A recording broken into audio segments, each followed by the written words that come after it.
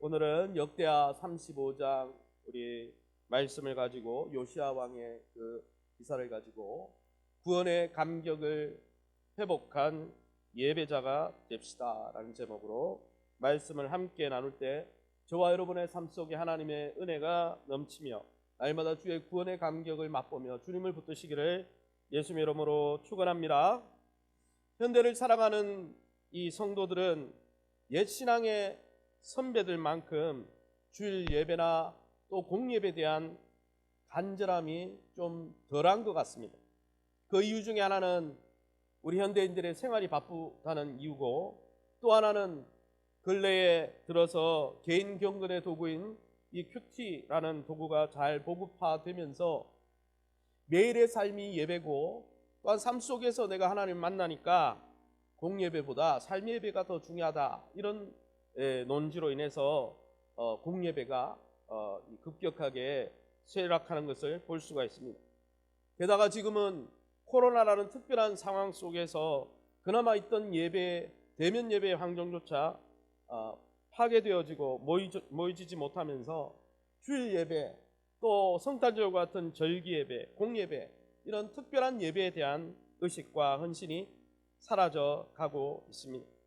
그러면 여러분, 현대를 살아가는 우리가 개인의 삶 가운데 개인 경건 생활만 잘하면 성도가 이렇게 절기를 통해서 주일을 통해 모이는 공예배는 필요 없는 것일까요? 코로나 시대의 영상 매체를 통해서 말씀을 듣고 신앙생활하는 것만으로도 충분한 믿음 생활이 잘 유지될 수 있을까요? 오늘 본문을 통해서 대면 예배의 중요성을 우리가 바로 깨닫고 환경이 허락하는 대로 공예배에 대한 뜨거운 감격과 열정을 회복하고 삶의 예배 가운데서도 하나님의 말씀에 순종하시는 공예배와 삶의 예배가 균형 잡힌 살아있는 예배자들이 다 되시기를 예수님의 이름으로 축원합니다. 그러면 왜 우리는 유월절과 같이 성탄절, 부활절, 또 이런 절기, 추수감사절, 그뿐 아니라 주일마다 우리가 이렇게 공예배를 드려야 하는 것일까요? 왜 신자들이 함께 모여서 드리는 절기 예배와 공예배가 왜 중요한 것일까요? 오늘 본문을 통해서 알 수 있는 것 하나는, 공예배는 세상의 가치관으로부터 해방된 성도들이 하나님의 백성으로 살겠다고 다짐하는 신앙 고백이 바로 공예배이기 때문에 공예배가 중요하다는 것입니다. 오늘 본문에 보면 요시야 왕의 이야기가 나옵니다. 이 요시야 왕은 이미 여선지자 훌다라는 여선지자를 통해서 자신이 다스리고 있는 나라 유다 왕국이 곧 몰락할 것을 다 알고 있었습니다. 역대하 34장 24절 25절을 보시기 바랍니다. 24절에 여호와께서 이같이 말씀하시기를 내가 이 곳과 그 주민에게 재앙을 내리되, 25절 하반절에 그러므로 나의 노염을 이곳에 쏟으며 꺼지지 아니하리라. 하나님이 이 여선지자 훌다를 통해서 네가 다스리고 있는 이 예루살렘과 유다가 곧 멸망할 것이다, 이런 청천벽력과 같은 이야기를 들었습니다. 이렇게 나라가 몰락해가고 환경이 어려운데, 그런데 여러분이 요시야 왕이 무엇을 한지 아십니까? 이 나라가 멸망해가는 풍전등화 같은 상황이고 정말 예배가 회복되기 어려운 이 상황 속에 요시야 왕은 유월절 제사와 예배를 회복하는데 온 힘을 쏟았다는 거예요. 나라가 망할 건데, 어차피 성전도 망할 거고 이래 다 부서질 건데 유월절 예배를 회복하는데 그의 인생을 걸었다는 거예요. 35장 1절을 보시기 바랍니다. 35장 1절 말씀에 제가 읽어보겠습니다. 요시야가 예루살렘에서 여호와께 유월절을 지켜 첫째 달 14째 날에 유월절 어린 양을 잡으니라. 우리 18절 말씀 다시 한번 한 목소리로 읽어봅니다. 18절입니다. 시작. 선지자 사무엘 이후로 이스라엘 가운데서 유월절을 이같이 지키지 못하였고 이스라엘 모든 왕들도 요시야가 제사장들과 레위 사람들과 모인 온 유다와 이스라엘 무리와 예루살렘 주민과 함께 지킨 것처럼은 유월절을 지키지 못하였더라. 이 18절 말씀에 보면 아주 놀라운 표현을 하고 있습니다. 사무엘, 마지막 사사라고 하는 이 사무엘 이후 왕정시대, 사울왕, 다윗왕, 유수한 솔로몬 왕, 많은 왕들이 나왔죠.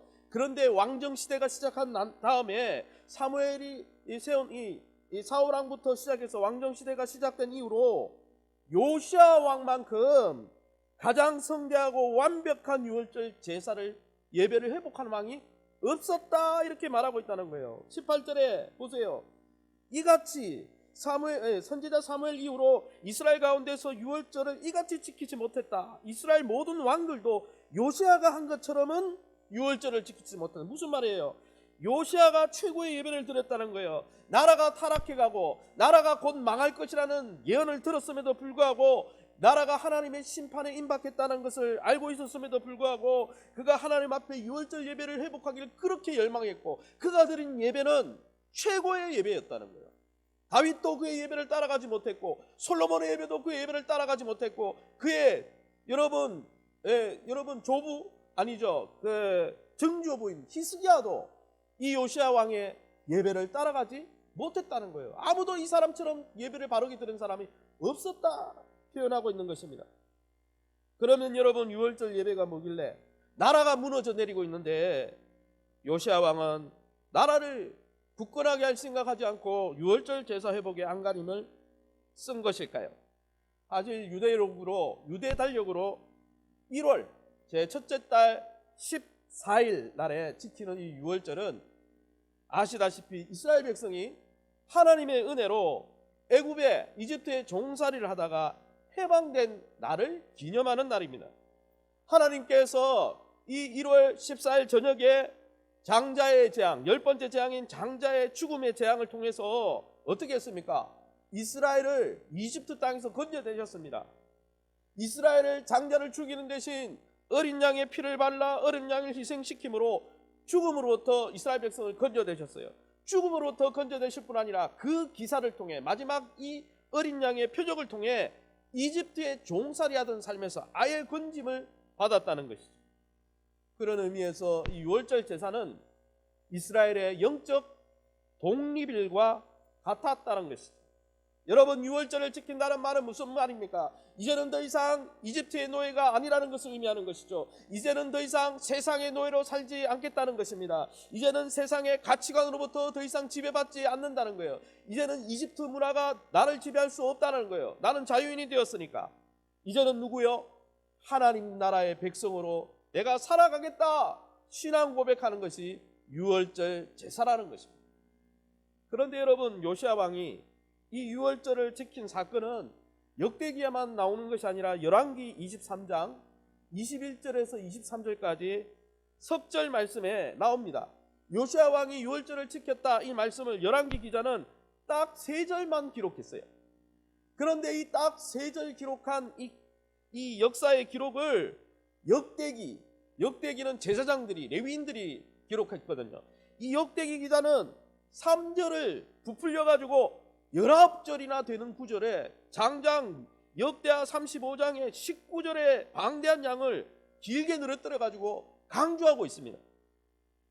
요시야 왕의 가장 중요한 사역이 바로 유월절 회복이었다고 소개하고 있다는 것이죠. 그래서 35장 19절에 요시야가 왕위에 있은 지 18째 해에 이 유월절을 지켰더라.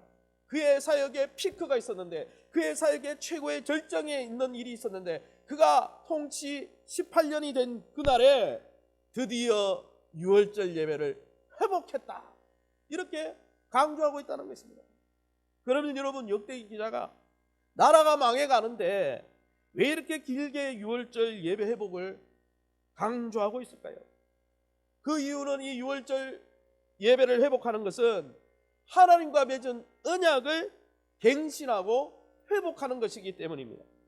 여러분, 많은 이스라엘의 왕들과 많은 사람들이, 여러분 사울 왕도 그렇고 다윗 왕도 그렇고 솔로몬도 그렇고 많은 이스라엘의 왕들이 하나님을 모시고, 하나님, 이제는 하나님은 나의 왕이십니다, 우리는 하나님의 백성입니다, 모세 이후에 많은 왕들이 하나님을 모시고 살겠다고 다짐했죠.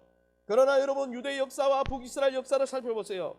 그렇게 다짐했던 이스라엘의 조상들이 하나님과 맺은 언약을 판판히 깨고 하나님을 왕으로 모시고 산 것이 아니라 세상의 우상과 세상의 신을 왕으로 삼고 하나님의 언약을 철저히 깨뜨리며 살았다는 거예요.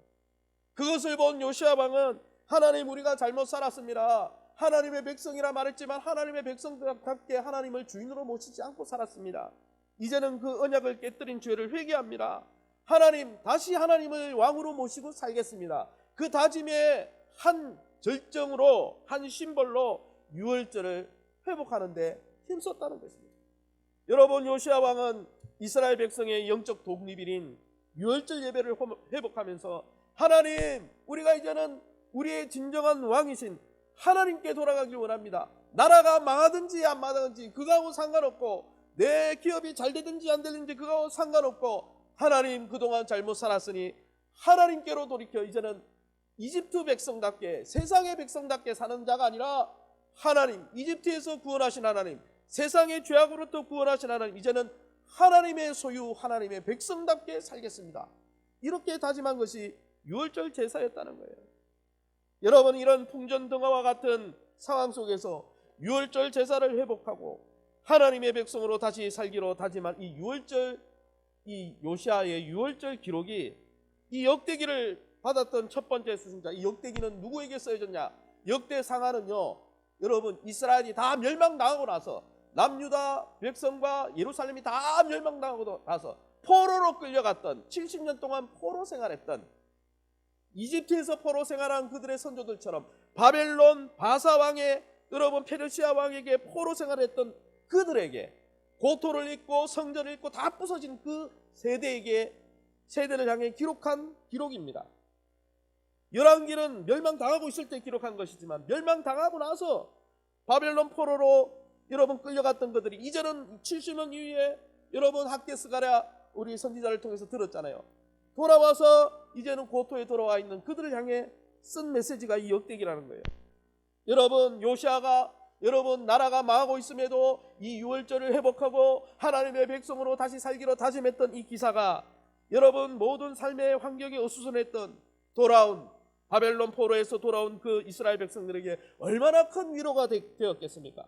부족하더라도 수룹바벨 성전과 예배를 회복하면서 하나님의 백성으로 살아가는 것이 정말 귀한 일이구나, 이렇게 큰 도전과 위로가 되었을 것입니다. 제가 아는 분의 이야기를 하나 하려고 합니다. 제가 아는 분, 그분의 이야기인데 실명은 이야기할 수 없지만 그분은 결혼을 하고 나서 항상 결혼기념일마다 1일 여행을 떠난다고 합니다. 그 여행을, 결혼 생활이 오래됐는데 한 번도 결혼기념일마다 1일 여행을 안 간 적이 없대요. 그래서 참 돈도 많다. 요즘은 호텔에 가서 호캉스 뭐 한다는데, 야, 목사님이, 아니 사역자가 저렇게 갈 수 있나? 근데 이야기를 들어보니까 참 의미가 있더라고요. 항상 결혼기념일이 되면은 둘만 간대요. 자녀들 다 떼놓고. 결혼 당일날 비디오 테이프, 어제 우리 이준재 장로님 가정에 귀한 결혼이 또 예식이 잘 치러졌는데, 결혼 당일날 찍었던 비디오 테이프하고 결혼 서약문, 목사님이 준 서약문하고 연애할 때 주고받았던 러브레터 다 챙겨가지고 스크랩 해가지고 가져간답니다. 그래서 아주 좋은 숙소에 가서 뭐하냐 물어봤더니 결혼 그 당일에 있었던 예식 비디오 테이프를 십수년이 지나간 그 예식을 비디오를 돌려보고 서약문을 서로 낭독해보고 연애할 때 내가 이런 배우자가 되겠나라고 다짐했던 그 편지를 서로 읽어준답니다. 그리고 꼭 껴안고 그날을 함께 지낸대요. 그렇게 하고 나면 거친 세월 속에서 지워졌던 사랑이 다시 일어나고, 서로에게 맹세했던 결혼 언약, 그 언약대로 살지 못했던 모습을 서로 고백하면서 더 좋은 남편이 되겠노라, 더 좋은 아내가 되겠노라, 그렇게 고백하고 돌아오고 나면 결혼 생활에 있는 권태기 슬럼프가 사라진대요. 결혼 생활하면서 어려움이 와도 그 사랑, 그 우리가 맺었던 그 사랑의 언약을 기억하는 그 일로 인해서 크게 마음이 상하지 않는다고 합니다. 사랑하는 성도 여러분, 영적으로 유월절 같은 우리의 주일 예배와 공예배도 이 부부의 결혼 기념일 여행과 같은 것입니다. 사실 요시아가 유월절 회복하기 전에도 그의 증조부인 히스기야 왕이 유월절 회복했습니다. 지난주에 내가 설교했죠. 이스라엘 백성들에게 영적 정체성을 회복했어요. 그런데 여러분, 그의 증조부인 히스기야 왕 이후에 60년 동안이나 유월절 예배가 끊어져 버렸어요. 그로 인해서 어떻게 됐습니까? 60년 동안 공예배가 드리지 못하고 60년 동안 그 전에 히스기야 왕 때는 뜨거웠는데 그 뜨거움이 사라지고 공예배가 사라지고 유월절의 예배가 사라지고 나니까 하나님의 구원받은 백성이라는 감격도 기억도 다 잊어버리고 이스라엘 백성이 그 히스기야와 요시야 왕 사이에 이 60년 동안 자신의 정체성을 다 망각하고 세상의 죄의 종로로 타며 세상 죄악 속에서 허죽되면서 우상을 섬기고 각기 제 길로 가버렸다는 거예요. 그런 그들에게 증손자인 요시야가 다시 나타나서 유월절 예배를 회복하고 하나님의 언약을 다시 회복하고 우리가 이 세상의 종로로 탈 자가 아니라 우리가 이 세상으로부터 이집트로부터 구원받고 이 세상의 가치관의 지혜를 받을 자가 아니라 우리가 하나님의 백성이 되고 하나님의 영원한 나라를 계승할 사람이 되었다. 이것을 다시 선포한 것이죠. 사랑하는 성도 여러분, 하나님의 이 구원의 은혜는 은행 금고에 고이 모셔두어야 될 역사 유물이 아닙니다. 우리 삶 속에서 주일마다 매 주일마다 매 절기 유월 우리 여러분 성탄절, 부활절, 고난주간, 추수감사절, 절기 때마다 우리의 삶 속에서 생생하게 선포되어야 될 하나님의 선물이라는 것입니다.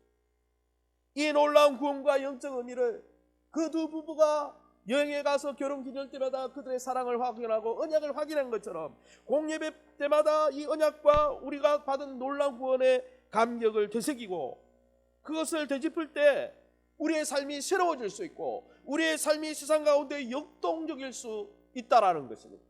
그러기에 이 예배를 회복해야 한다는 것이죠. 여러분, 구약의 성도들은 출애굽 구원을 기억하기 위해 유월절 지켰습니다.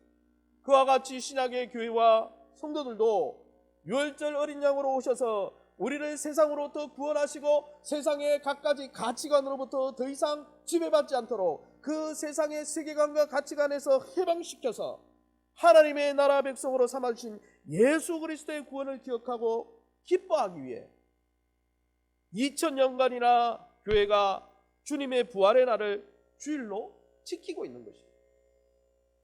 사랑하는 성도 여러분, 그러기에 우리가 유월절을 지키고 주일을 지키는 것은 단지 한 날을 지키는 행위가 아니라는 것이죠. 주일 예배를 통해서 우리가 누군지를 깨닫고 우리의 정체성이 더 이상 세상의 지배를 받을 자가 아니라 하나님의 나라를 상속할 자요, 하나님의 자녀요, 하나님 하늘의 시민권자가 되었다는 것을 확인하는 자리라는 거예요. 이제는 우리가 세상의 가치관과 세계관에서 해방된 자임을 확인하는 거예요. 우리에게 약속의 땅 하늘나라가 준비되어 있고 여러분, 우리가 그 나라 백성임을 확인하고 다시 세상 가운데 파송받는 날이 바로 주일이라는 것이죠. 그러기에 여러분, 우리가 지키는 주일은 하나님께로 돌아오는 날이며 세상으로부터 우리가 해방되고 더 이상 종로로 타갈 자가 아니라는 것을 확인하는 날이에요. 확인하는 날. 사랑하는 성도 여러분, 저와 여러분은 주일 예배를 또 공예배를 어떻게 드리고 있습니까? 여러분에게는 주일 예배가 어떤 의미입니까? 주일과 공예배가 많은 사람들이 생각하듯이 세상 속에서 더 많은 성공과 행복을 달라고 소원을 비는 날로 착각하고 있습니까? 성경은 그렇게 말한 적이 없습니다. 오히려 반대입니다.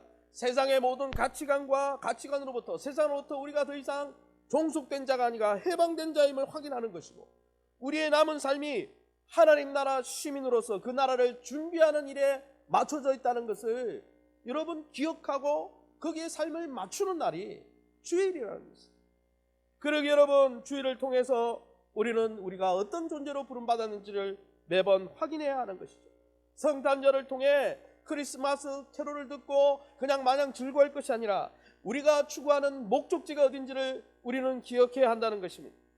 그 목적지를 향해 우리 인생을 재정비하는 날이 바로 우리의 절기 주일이요 또 우리의 주일이라는 것이죠. 그런 면에서 여러분, 주일이 평일을 위해서 존재하는 게 아니고 평일 우리의 삶이 주일에 깨달은 우리의 영적 정체성을 위해 존재하는 것입니다. 코로나로 인해 이제는 대면 예배도 어려운 시대가 되었습니다. 정말 어려운 시대요, 위기의 시대입니다. 내가 누군지, 우리의 인생은 무엇을 향해 가고 있는지 전혀 알지 못한 채 그나마 우리에게 당연히 주어지던 대면 예배를 통해 잠시 깨닫던 그 영적 자각조차도 이제는 허용되지 않는 시대를 살고 있습니다. 그러기에 저와 여러분은 주일 성수 신앙과 공예배를 회복하는데 환경이 허락하는 대로 요시야 왕처럼 열심을 품으시길 바랍니다. 주일 예배를 통해 이제는 세상으로부터 우리를 구원해 주시고 하나님의 나라를 계승케 하신 하나님의 놀라운 역사와 우리의 정체성을 다시 확인하는 복된 시간이 되길 원합니다. 그래서 세상을 위해서 살아가는 자가 아니라 하나님의 나라를 계승하기 위해서 주님과 이 땅 위에서 동행하는 참 예배자들로 거듭나고 새로워지시기를, 또 그 기쁨 가운데 우리의 남은 삶을 드릴 수 있기를 예수님의 이름으로 축원합니다. 그러면 여러분, 하나님의 백성으로 온전한 예배자의 삶은 어떻게 회복할 수 있습니까? 두 번째는, 여러분 신자들은 하나님의 말씀을 삶의 중심으로 삼을 때 온전한 예배자가 될 수 있다는 것입니다. 오늘 35장 3절 말씀을 우리 함께 읽어봅니다. 시작. 또 여호와 앞에 구별되어서 온 이스라엘을 가르치는 레위 사람에게 이르되 거룩한 궤를 이스라엘 왕 다윗의 아들 솔로몬이 건축한 전 가운데 두고 다시는 너희 어깨에 매지 말고 마땅히 너희의 하나님 여호와와 그의 백성 이스라엘을 섬길 것이라. 아멘. 이 본문에 보면 요시야 왕이 레위인들에게 명령한 내용이 나옵니다. 무슨 명령을 합니까? 거룩한 궤, 즉 십계명을 담은 하나님의 법궤를 이야기하는 거죠. 이 법궤를 솔로몬이 지은 성전의 가운데 지성소, 하나님의 지성소에 두라는 거예요. 이 말은 뭐예요? 법궤가 지금 성전의 중심인 지성소에 있지 않다라는 것을 이야기하는 거예요. 사실 요시야 왕 이전 60년 동안은 두 왕들은 아주 악한 왕이었어요. 히스기야의 아들, 히스기야의 손자인 두 왕은 아주 악한 왕이었습니다. 그들의 통치 기간은 무려 50년이나 되었는데 이 악한 왕들은 성전 안에 우상을 세워가지고 성전을 우상을 하나님 섬기는 곳으로 삼지 않고 성전을 자기 욕심 채우고 우상 섬기는 장소로 전락시켰어요. 그러다 보니까 하나님의 지성소, 아무도 들어갈 수 없는 그 하나님의 지성소에 있던 법궤도 자기 마음대로 메고 들고 나와가지고 이 법궤를 홀대했다는 것을 알 수가 있습니다. 우상을 위해서 섬기다 보니까 하나님 위해서 섬기던 것들을 다 부숴뜨린 거예요. 하나님의 말씀을 더 이상 성전의 중심으로 삼지 않았다는 것입니다. 그러나 요시야 왕은 그가 개혁을 하면서 하나님의 말씀인 이 법궤를 다시 성전의 중심으로 삼았다는 것이죠. 그뿐만이 아닙니다. 오늘 본문에 보면 하나님의 말씀을 쫓아 제사장과 레위인들을 새롭게 재정비하고 있습니다. 4절에서 6절의 말씀을 보시기 바랍니다. 제가 읽어보겠습니다. 너희는 이스라엘 왕 다윗의 글과 다윗의 아들 솔로몬의 글을 준행하여 너희 족속대로 반열을 따라 스스로 준비하고, 6절 말씀 하반절입니다. 준비하되 여호와께서 모세를 통하여 전하신 말씀을 따라 행할지니라. 여러분, 요시야 왕은 다윗이 기록한 성경, 시편이겠죠. 솔로몬이 기록한 성경, 다른 성경이나 부수적인 책들이 있었겠죠. 다윗과 솔로몬이 기록한 말씀을 쫓아 성전 봉사자들을 재정비했다고 말합니다. 다윗은 역대상 23장 24절에 보면 23장과 24장에 보면 레위인과 제사장들이 어떻게 예배를 섬겨야 되는지 구체적으로 아주 그 규칙을 정한 왕입니다. 그리고 그 아들 솔로몬은 실제로 아버지 다윗이 규칙을 정한 대로 성전을 짓고 그렇게 제사장과 레위인들이 섬기도록 실제로 운영한 왕이었습니다. 그런데 이런 영적 분위기가 솔로몬 이후에 우상을 섬겼던 많은 왕들의 타락으로 인해서 성전도 법궤가 딴 데로 가 있고 제사장과 레위인들도 그 역할을 하지 못하고 있었습니다. 그때 요시야 왕이 어떻게 했습니까? 다윗과 솔로몬에 기록된 말씀을 쫓아, 여러분, 그 성전에 봉사하는 사람들을 말씀을 쫓아 하나둘씩 세웠다는 거예요. 성전 예배가 회복될 수 있도록 말씀을 예배의 중심으로 삼았다는 거예요. 그뿐 아니라 여러분, 성경에 나오는 대로 오늘 본문에 읽었잖아요. 몇 절이었습니까?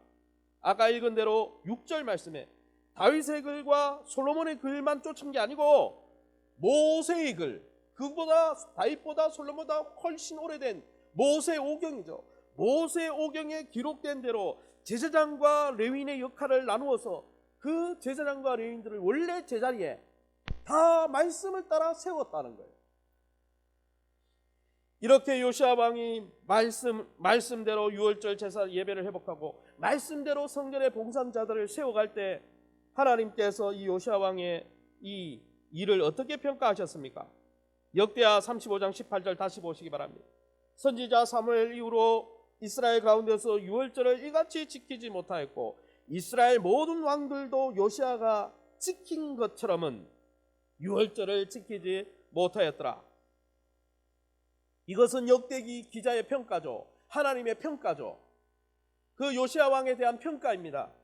여러분, 마지막 사사인 사무엘 이후에 사사시대가 끝나고 왕정시대가 시작되자마자 그 모든 시대를 통틀어도 요시야만큼 말씀대로 예배를 회복하고 말씀대로 제사장들을 세우는 사람이 없었다는 거예요. 최고의 유월절이었다는 거예요. 다윗 왕도 그렇게 못했다는 거예요. 솔로몬 왕도 그렇게 못했다는 거예요. 왜요? 다윗과 솔로몬은 자신들이 하나님 받은 말씀 가지고 있지만 요시야는 솔로몬과 다윗의 맛을 참조할 뿐 아니라 그가 성전에서 발견한 모세 오경의 말씀을 쫓아 그 이전의 말씀까지 쫓아가지고 정확하게 지켰거든요. 사랑하는 성도 여러분, 말씀이 바로 선포될 때, 말씀이 우리의 삶의 중심이 될 때, 말씀이 우리의 교회의 중심이 될 때 하나님의 좋은 평가를 받을 수 있는 것입니다. 할렐루야.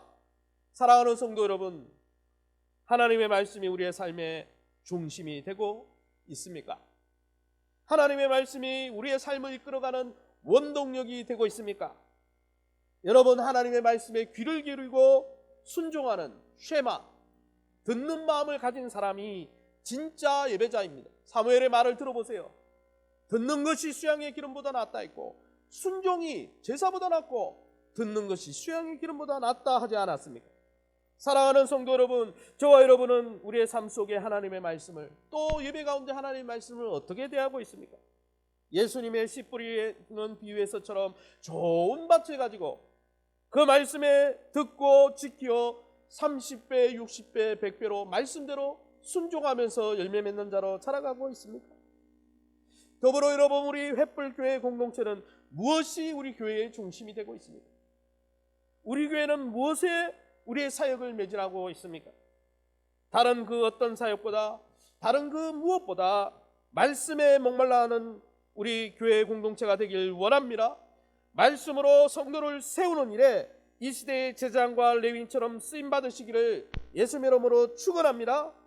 아무쪼록 우리의 삶에 하나님의 말씀을 중심으로 두고 가정과 교회와 또 이 지역사회를 말씀으로 세워가고 말씀으로 사람을 낳고 말씀으로 세우는 생명사역의 레위지파처럼 존귀하게 쓰임받는 2021년도가 되시기를 예수님의 이름으로 축원합니다. 그럼 마지막으로 교회 공동체가 온전한 예배를 회복하려면 예배의 감격을 회복하고 예배 때마다 우리가 누군지를 확인하고 다짐해야 되겠구나. 하나님을 향한 사랑을 다짐해야 되겠구나. 또 말씀을 중심으로 해야 되겠구나. 그러면 또 다른 그 무엇이 있습니까? 우리 예배를 회복하려면 세 번째는 여러분, 교회가 온전한 예배를 회복하려면 교회 리더십을 포함한 모든 성도들이 받은 은사와 물질과 시간을 하나님의 교회를, 하나님의 몸된 교회의 예배를 회복하는데 헌신할 때 이 놀라운 역사가 일어날 수 있다는 것입니다. 먼저 오늘 본문을 보십시오. 7절입니다. 7절 말씀 제가 읽어보겠습니다. 요시아가 그 모인 모든 일을 위하여 백성에게 자기의 소유 양떼 중에서 어린 양과 어린 염소 3만 마리와 수소 3천 마리를 내어 유월절 제물로 주매 8절 말씀에 방백들도 즐거이 희생을 드려 주었다 그랬어요. 여러분, 요시아 왕과 요시아 왕에 있는 신하들이 다 이 유월절 회복하는데 여러분 그들의 물질을 쏟았다는 것이죠. 그뿐만이 아닙니다. 9절 말씀을 한번 우리 같이 읽어보겠습니다. 9절 말씀 시작. 또 레위 사람들의 우두머리들 곧 고냐냐와 그의 형제 스마야와 느다넬과 또 하사바와 여이엘과 요사밧은 양 5천 마리와 수소 500마리를 레위 사람들에게 유월절 제물로 주었더라. 레위 지파 중에 그 리더십들이, 하나님을 섬기는 리더십들이 여러 번 그들의 물질을 들여서 예배를 회복하는데 여러 번 헌신했다는 것이죠. 그런데 이렇게 남유다 왕국의 이 왕과 지도자, 또 성전의 지도자인 이 레위 지파 우두머리들이 물질을 들여서 유월절 회복을 위해서 헌신했지만 이 헌신이 물질 헌신에 그치지 않았다는 것이죠.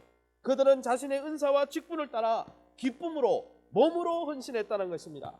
35장 10절 말씀을 보세요. 10절 말씀에 이와 같이 섬길 일이 구비됨에 왕의 명령을 따라 제사장들은 그들의 처소에 서고 레위 사람들은 그들의 반열대로 서고, 뭐예요? 제사장은 자기의 직무를 다하고 레위인들은 자기의 순번대로 섬겼다는 거예요. 15절에 보세요. 아삽 자손 노래하는 자들은 다윗과 아삽과 헤만과 왕의 선견자 여도둔의 명령대로 자기 처소에 있고 문지기들은 강문에 있고 그 직무에서 떠날 것이 없었으니, 여러분 레위 지파 제사장들만 섬겼습니까? 아삽 자손들 일반 백성들 중에 또 어땠습니까? 찬양에, 여러분 예배에 쓰임받기 위해서 찬양에 헌신한 자들이 있었다는 것이죠. 그것만 있었습니까? 제사장과 레위 지파와 여러분 찬양대만 있었던 게 아니죠. 오늘 본문에 보면 문지기, 문 앞에 서서 세가족 위원으로, 안내위원으로, 어떻게 보면 밖에서 주차하는데 주차위원으로 문지기들이 가득히 서서 교회 예배 회복을 위해서, 이 시대 예배 회복을 위해서 쓰임 받았다는 거예요.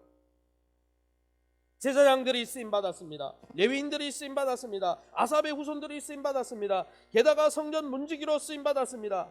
제사장부터 성전 문지기까지 물질뿐 아니라 시간과 열정과 은사를 가지고 주님의 몸된 성전의 예배를 회복하는데 헌신했다는 거예요. 그것을 보고 역대기 기자를 통해 하나님 뭐라고 그래요? 다윗도 솔로몬도 너의 여러분 증조부인 히스기야도 이같이 예배하지 못했다. 내가 최고의 예배자구나. 하나님이 그렇게 18절에 평가한 거 아닙니까? 이처럼 사랑하는 성도 여러분, 교회의 온전한 예배는 목사 한 사람, 당회원 몇몇의 여러분 헌신을 통해 이루어지는 게 아니에요. 여러분 교회의 리더십, 중직자 리더십 모두를 포함해서 모든 성도들이 각양 물질과 은사와 열정을 다해 자신의 맡은 자리에서 역할을 그 반열대로 순번대로 역할을 다할 때 하나님이 기뻐하는 최고의 예배를 드릴 수 있다는 것입니다. 사랑하는 성도 여러분, 저와 여러분은 어떤 예배자로 헌신하고 있습니까? 사랑하는 성도 여러분, 어떤 사람이 교회의 지도자고 교회의 중직자입니까? 사실 여러분, 한국교회의 문제점은 리더십이 문제라는 이야기를 많이 교회 안에서도 교회 밖에서도 목사가 문제다, 장로가 문제다, 권사가 문제다, 뭐 많은 이야기를 들려와요. 저도 거기에 공감합니다. 그러나 여러분 가만히 생각해 보면 진짜 문제는 많은 분들이 교회의 중직 반열에 오르길 원합니다. 장로가 되길 원하고 안수집사가 되길 원하고 권사가 되길 원해요. 그게 나쁜 것 아니에요. 영적인 지도를 갖고 하나님 주시는 은사를 사모하는 것은 성경에 그것을 구하라 그랬어요, 사도 바울도. 그런데 중요한 것은 이것입니다. 리더십에 오르기를 열망하면서 직분을 받으면 교회의 리더십답게 헌신해야 되는데, 그 하나님이 직분을 주신 이유는 제사장으로 쓰임받고 레위지파로 쓰임받고 성전 문지기로 봉사하라고, 교회를 섬기고 예배를 회복하는 데 쓰임받으라고 해놓은 건데 직분만 덜컹 받고 헌신은 나몰라라 한다는 거예요. 그게 문제라는 거예요. 여러분 교회의 중직들은 어떤 사람이 리더십입니까? 오늘 성경에 보세요. 요시야 왕도 방백들도 신하들도 제사장도 레위인도 모든 사람들이 교회에서 내가 크냐 네가 크냐 네가 높냐 내가 높냐 이렇게 말하지 않았고 하나님의 교회와 예배를 회복하는데 그들의 물질을 드리고 그들의 은사를 드리고 시간과 열정을 들여서 여러분 예배를 회복하고 하나님을 기쁘시게 하는데 헌신했다는 거예요. 헌신하는 사람이 리더십이라는 거예요. 섬기는 사람이 리더십이라는 거예요. 주님이 뭐라 말씀하셨습니까? 마태복음 23장에 또한 지도자라 칭함을 받지 말라. 너희의 지도자는 한 분이시니 곧 그리스도시니라. 너희 중에 큰 자는 너희를 섬기는 자가 되어야 하리라. 누구든지 자기를 높이는 자는 낮아지고 누구든지 자기를 낮추는 자는 높아질 것. 섬기는 그 자가 진짜 그 공동체의 리더라는 거예요. 하나님께서 이 코로나 시대에 무뎌진 예배 회복을 위해 저와 여러분을 사용하길 원하십니다. 저와 여러분은 2021년 어떻게 교회 공동체 또 예배 회복을 위해 어떤 헌신을 각오하고 있습니까? 요시아 왕은 다 쓰러져가는 이제 곧 멸망할 나라였어요. 앞이 뻔히 보였어요. 여선지자 훌다에 하면 얼마 안 있으면 멸망한 예루살렘이에요. 그러나 멸망하기 때문에 에휴 이까짓 것 이렇게 말하지 않고 지구가 멸망해도 하나님 오늘 심판해도 나는 오늘 하나님을 기쁘시게 하는 예배자가 되리라. 그런 마음으로 자신의 물질을 쏟고 자신의 열정을 쏟고 함께 동력하는 많은 사람들과 헌신하여 당대에 다윗도 솔로몬도 그와 같이 예배한 자가 없었다라는 평가를 받았다는 것입니다. 저와 여러분이 2020년도에도 수고하셨지만 2021년도 몸된 교회와 예배를 세워가는데 요시아처럼 그 시대의 지도자들처럼 넘치는 헌신과 희생을 통해 쓰임받고 마지막 날 주님 앞에 섰을 때 양천구에 너 같은 예배자가 없었다. 그런 평가를 받을 수 있는 저와 여러분 다 될 수 있기를 예수님 이름으로 축원합니다. 이 시간에 우리 합심해서 한번 기도하기 원합니다. 하나님, 세상으로부터 구원받은 성도로서 주일마다 구원의 감격을 회복하게 하시고 또 성탄절과 절기 예배 때마다 우리가 이제는 세상에 속한 자가 아니라 하나님에 속한 자임을 감격하며 기뻐하며 그 삶에 헌신하게 도와주옵소서. 두 번째는 하나님의 말씀을 우리의 사역과 개인의 삶의 중심을 두게 도와주옵소서. 세 번째는 하나님이 기뻐하시는 예배 공동체로 가정과 교회를 세우는데 물질뿐 아니라 기도로 은사로 시간을 드리며 요시아처럼 쓰임받는 최고의 예배자가 되게 도와주옵소서. 이 헌신을 통해 2021년도 예배의 빛을 발하는 복된 우리 햇불게 되게 해달라고 합심해서 통성으로 기도합니다. 주여